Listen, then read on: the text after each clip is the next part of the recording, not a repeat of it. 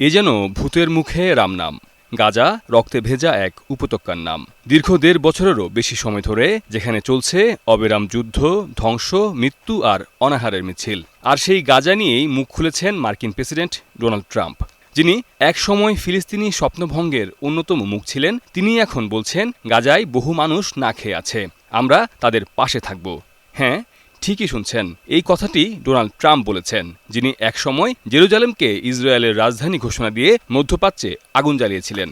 সেই ট্রাম্প এখন বলছেন, গাজার সার্বিক পরিস্থিতি আমাদের নজরে রয়েছে, অনেক বাজে কিছু ঘটছে, অনেক মানুষ অনাহারে দিন কাটাচ্ছে, আমরা তাদের যত্ন নেব।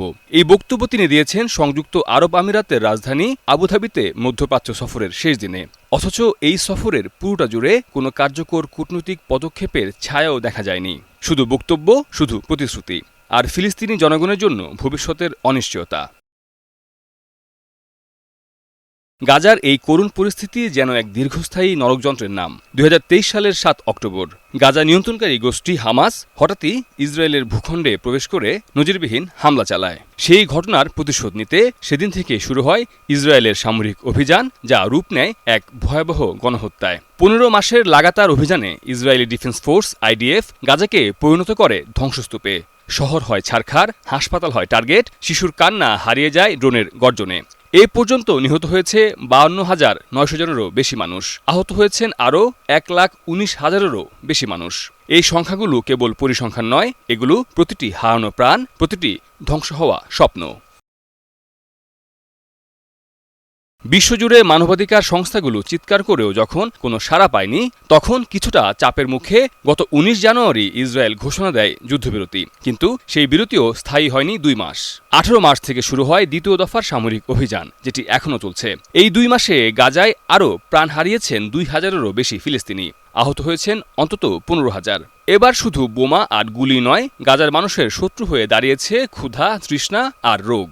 ১ মার্চ থেকে আইডিএফ গাজায় খাদ্য ও ত্রাণবাহী ট্রাক প্রবেশ বন্ধ করে দিয়েছে, যার পরিণতিতে সেখানে সৃষ্টি হয়েছে মানবিক বিপর্যয়ের সর্বোচ্চ স্তর। খাবার নেই, পানি নেই, ওষুধ নেই, মানুষ জীবিত থেকেও মৃতের মতো বেঁচে আছে। প্রতিদিনের রুটিন এখন একটি বেঁচে থাকার সংগ্রাম। মা তার সন্তানের মুখ চেয়ে কাঁদে, আর বৃদ্ধ বাবা খাবারের আশায় রাস্তায় রাস্তায় ঘুরে বেড়ায়। ত্রাণের ট্রাক না এলে যেন এক একটি দিনই মৃত্যুর দিন। তবু বিশ্ব যেন নীরব দর্শক। সভ্যতার বড়াই করা এই পৃথিবী যেন এখন ঠান্ডা ও নিষ্ক্রিয়। এমন এক সময়ে দাঁড়িয়ে ট্রাম্পের এই হঠাৎ সহানুভূতির বার্তা অনেকের কাছে ঠেকেছে রাজনীতির নাটকের মতো।